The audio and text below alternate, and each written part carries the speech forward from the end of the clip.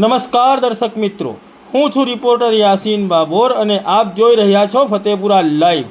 આજના મહત્વના સમાચારની વાત કરીએ તો પહેલગામમાં થયેલા આતંકવાદી હુમલાના વિરોધમાં ફતેપુરા ગામ સજ્જડ બંધ રહ્યું।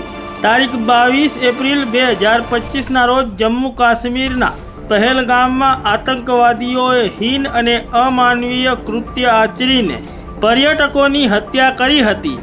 પહેલગામમાં બનેલી આ આતંકવાદી ઘટનાના વિરોધમાં તારીખ 27 એપ્રિલ 2025ના રોજ ફતેપુરા બંધનું એલાન આપવામાં આવ્યું હતું, જેના પગલે આજે તારીખ 27 એપ્રિલ 2025ના રોજ ફતેપુરા ગામ સજ્જડ બંધ રહ્યું હતું।